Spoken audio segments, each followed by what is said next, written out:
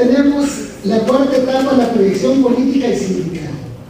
Aquí vivimos dos fenómenos muy interesantes, ¿no?, de lo que es el México y el mundo, desde que los fenicios inventaron el dinero 3000 años antes de Cristo. La nacionalización de los bancos en 1982, un proceso que nos entusiasmó a todos en el país. Nosotros sacamos un periódico que se llamaba Sección 28 y se lo dedicamos íntegro a la nacionalización de los bancos, el decreto, y dijimos que López Portillo era Dios.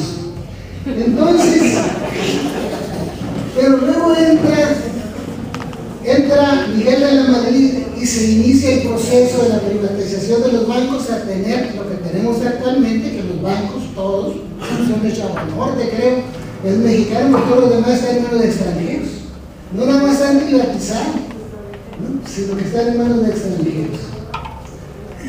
Y hay una grave crisis económica, se deteriora el salario de los maestros de manera alarmante. Los órganos de gobierno sindical promueven movilizaciones, la CENTE por su parte intensifica sus acciones, entra en crisis vanguardia y termina el liderazgo de Juventud en 1989. En esta etapa, el reglamento para promociones con Modesto se amplía a preescolar. Antes con Ismael Torres Díaz nace el oficio sindical. Este oficio sindical es muy importante, porque deben ustedes saber, compañeros, que en la lucha política y en la lucha sindical no estamos rodeados de arcángeles del cielo. No todo el mundo está lleno de buenas intenciones, no todo el mundo quiere respetar derechos, no todo el mundo quiere, no. Y entre las autoridades educativas surge mucho la intención de hacer cosas de manera unilateral. Y muchos nombramientos y muchas propuestas se hacían sin negociarlas con el sindicato cuando legalmente tenían la obligación de hacer. Y entonces nos metían muchos goles. De tal manera que surge el oficio sindical que está vigente, que es una comprobación de que esa plaza o esas horas o lo que sea, se negoció entre la parte oficial y la parte sindical. Muy importante. Se construye el nuevo edificio sindical en 1982 en un terreno que nos donó el gobernador Ocaña en el poniente de la ciudad de Hermosillo, donde está la sección actualmente. Hay varios diputados federales y locales maestros, la proyección política. Rubén Castro se va a la Diputación Federal, Torres Díaz a la Diputación Federal, Modesto a la Diputación Local, yo a la Diputación Local. Rubén Castro se va al Comité Nacional en 1983, después de 21 años sin tener representación. Desde 1961, que salió Santa Cruz del Comité Nacional, no teníamos un representante en el Comité Ejecutivo Nacional, la sección 28. Hasta Rubén Castro en 1983, que fue electo secretario de Información y Propaganda. Nace el Fondo de Ayuda Sindical Mutualista en 1986 con Torres Díaz. Me nombran a mí de presidente de ese fondo, pero nació en fines de enero de 1986, y ese primer reglamento preveía que hubiera una cuota, un descuento de 10 pesos quincenales para descontados de cheque. Entonces me nombran a mí como presidente del comité administrador, se llamaba entonces lo que hoy es Consejo de Administración. Y entonces me manda Torres Díaz a México a tratar de negociar con la Secretaría de Finanzas y el Comité Nacional para que hubiera descuentos en el cheque. No se pudo. Entonces no pudimos echarlo a operar hasta el siguiente periodo de Modesto, donde me ratifican a mí de presidente. Nace el Fondo de Ayuda Sindical Mutualista 86, ya dijimos. Empieza a operar el FAS con la entrega de la ayuda por defunción en 1987. Le dimos un millón de pesos a Carlotita Alcántara, la esposa de Rosalba Ortega. Fue la primera ayuda por defunción que dimos en 1987. A Carlotita, ¿no?, la esposa de que era inspectora de zona. Empieza también el estímulo por retiro en 1989, adelante. Luego tenemos la etapa actual, el nuevo modelo sindical de 1989 a la fecha, con el liderazgo de la maestra Esther Gordillo, con el nuevo modelo sindical que se sintetiza mucho en las reformas estatutarias de 1992 y 2004.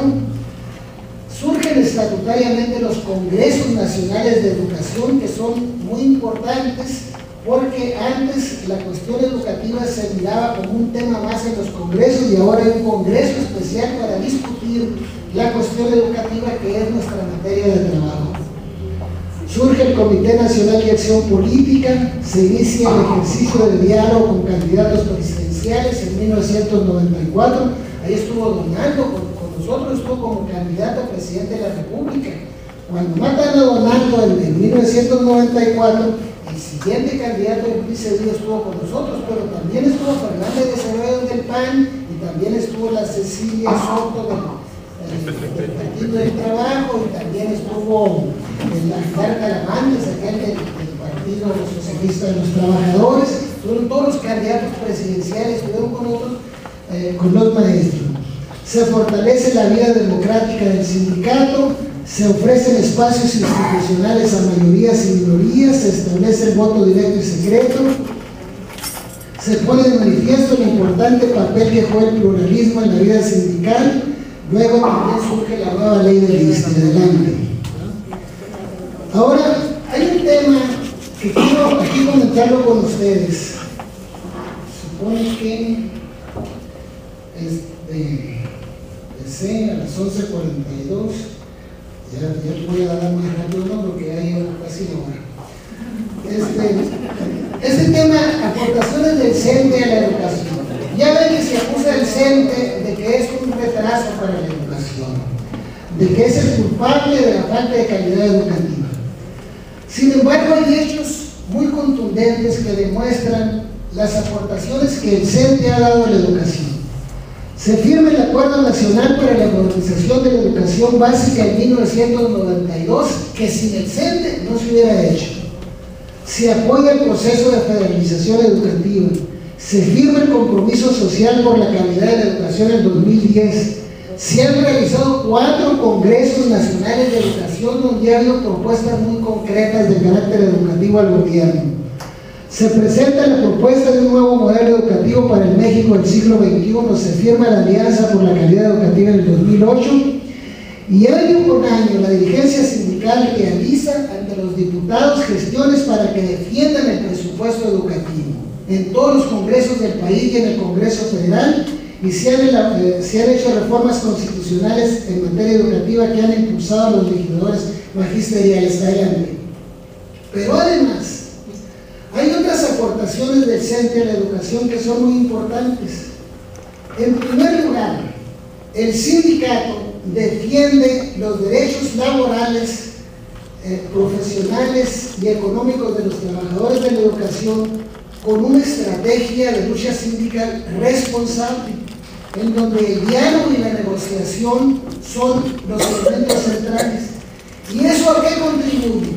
Contribuye a la estabilidad del sistema educativo, contribuye a la tranquilidad laboral, porque si no hay estabilidad en el sistema educativo, si no hay tranquilidad laboral, no puede hablarse de calidad educativa, no se puede hablar siquiera de desarrollo normal de las labores educativas, de tal manera que esa es una contribución de extraordinarias proporciones a la calidad educativa en el país. Ese es un primer elemento. Un segundo elemento, constantemente se forman, hay comisiones entre la autoridad educativa y el CENTE para definir cuestiones escalafonarias de carrera magisterial y de promociones.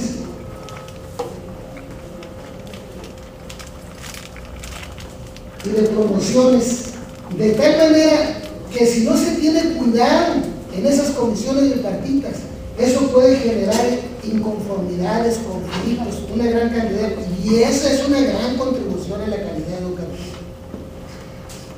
Las prestaciones, el servicio médico, las pensiones, los préstamos personales, los créditos para la vivienda, entre otros, en donde interviene el sindicato, que forman parte de la calidad de vida de los trabajadores de la educación, son contribuciones muy importantes a la estabilidad laboral. El sindicato coadyuva en muchas escuelas donde se presentan conflictos, y los digo con conocimiento de causa porque he andado en todo el estado antes de ser secretario general y cuando fui secretario general, ayudando a la autoridad a resolver conflictos.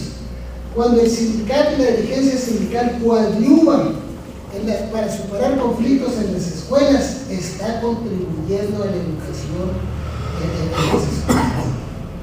La permanente labor de gestoría, la labor callada de gestoría que realizan nuestros compañeros en el comité seccional, en los comités delegacionales, en las regiones, es un extraordinario apoyo para desactivar conflictos, para resolver problemas. Los servicios directos que presta el sindicato, como caja de ahorros, préstamos, seguros de retiro, ayuda por defunción, apoyo a jubilados, entre otros muchos, son también aportaciones importantes de que el sindicato está cumpliendo su parte. Ahora, los efectos positivos del discurso recurrente de los dirigentes sindicales en favor de una educación sindical es una aportación muy grande. Porque, por ejemplo, cuando Fermín Borbón Cota habla de que el eje de su gestión sindical es precisamente el aspecto educativo, la cuestión educativa, el luchar por la calidad de la educación, ese discurso penetra, cohesiona, es decir, ayuda pues a que el esfuerzo común se oriente hacia la elevación de la calidad educativa. Es decir, que fuera, por ejemplo, si el dirigente sindical estuviera cuestionando lo de la calidad educativa. Pero ese discurso en favor de la educación es un discurso positivo, porque la voz de la dirigencia entre la mayoría de los trabajadores de la educación es escuchada con respeto y atención al arte.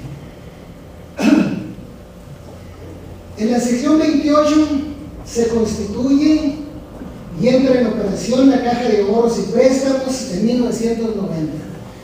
En 1990 se creó la Caja de Ahorros y Préstamos.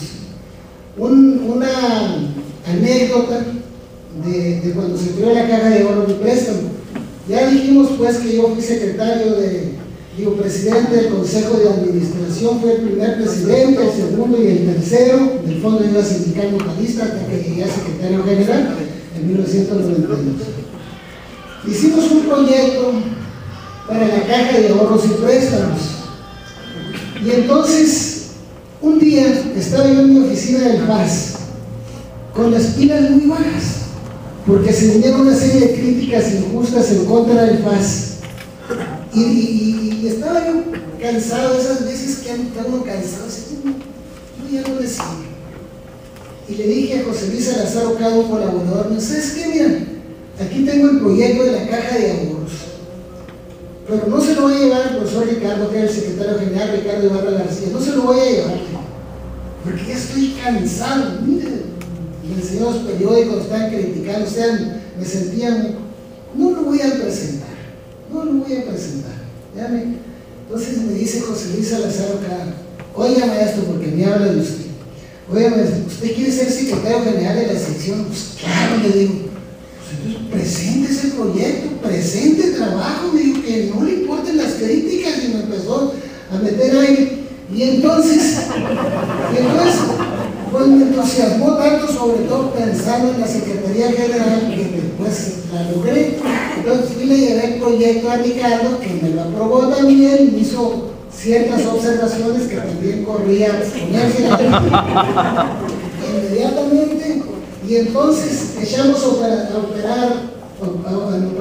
pusimos en operación en 1990 la Caja de Ahorros. Se conserva la representación en el Comité Nacional y en el Comité Nacional Electoral. Ahí recuerden ustedes que Modesto fue al Comité Nacional, Ricardo Ibarra fue al Comité Nacional, yo después secretario general me fui al Comité Nacional, duré 9 años allá y volví. y luego se inicia el proceso de negociación. En 1992 se inicia el proceso de negociación con el gobierno del Estado. Esto es una parte muy importante de la historia de la sección también. Antes de 1992, antes del Acuerdo Nacional para la Modernización, negociaba el Comité Nacional.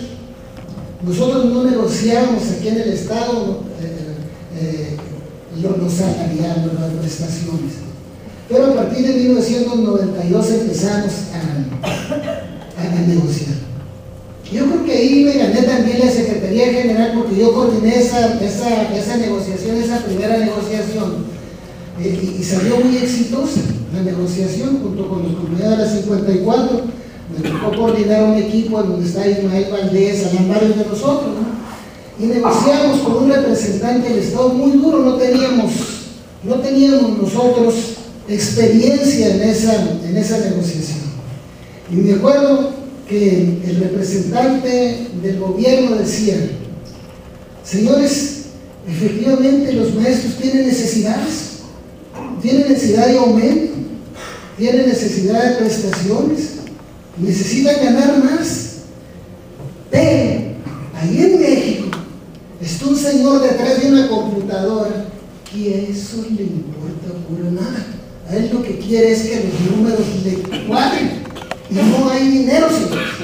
Entonces hacían unas discusiones, o sea, unos agarres tremendos, porque muchos creen que la negociación es ceder, dar, conceder. La negociación es una batalla de ideas, de argumentos fuertes, o sea, no es un día primaveral. Una negociación, sobre todo con el gobierno, porque se trata de dinero, defienden el dinero, defienden hasta el último círculo. Entonces hay que entrar. Entonces, se establece el Reglamento Único de Promociones. Bueno, antes se pone a funcionar la Comisión Estatal Mixta de Escalafón. En el periodo que me tocó en suerte presidir del 92 al 92, pusimos en operación la Comisión Estatal Mixta de Escalafón. Antes de que pusiéramos en operación la Comisión Estatal Mixta de Escalafón, algo que ustedes ven muy normal en este momento en los dictámenes, antes de 1993, obtener un dictamen escalafonario que se daba en la Ciudad de México era un verdadero viacrucis. Incluso de dinero se hablaba. Entonces, era una verdadera lotería obtener un dictamen escalafonario. La pusimos a funcionar la Comisión Estatal Mixta de Escalafón. Y entonces me dice Mario Robinson Bus, me dice, oye, me dice que era el titular de la SEP, oye, me dijo, ahora que ya pusimos a funcionar la Comisión Estatal Mixta de Escalafón, hay que desaparecer este reglamento de promociones. Ya no nos sirve, ya ahora que puro escalafón. No, espérate, le dije, no conoce la historia de ese reglamento de promociones. Yo participé en la primera redacción. Y no únicamente no lo vamos a desaparecer, sino que te vamos a hacer una propuesta para extenderlo a toda la educación básica. Y entonces nombró una comisión para elaborar un reglamento único de promociones. Hicimos un proyecto de reglamento único de promociones, se lo presentamos a Mario Robinson Bus, nos pidió unos días para estudiarlo, y a los días nos hizo una propuesta, una adición, le gustó todo lo demás, le hizo una adición. Pues no sé si cómo está, no lo he visto últimamente, porque no sé si le han hecho algunas reformas, pero cuando lo creamos, previmos que eran 120 puntos para participación en actividades sindicales. Y entonces Mario y los representantes de la Secretaría le pusieron 120 puntos por participación en actividades educativas. O sea, es un elemento. Entonces a nosotros nos gustó también porque se equilibraba la cosa, porque no trataba ni que ellos ganaran ni que nosotros ganáramos, sino llegar a un ganar-ganar, lo que se dice. Y así sacamos el Reglamento Único para Promoción. Se fortalece el FAS y los programas sociales, se recupera la historia de la sección 28, porque ustedes leyeron ahí que en 1969 se conmemoró el aniversario del CENTE, pero nunca en la historia de la sección se había conmemorado la historia de la sección 28. ¿Por qué? Porque no sabíamos cuándo, pues. Entonces, a partir de 1900, no recuerdo ahorita si el 94 o el 95,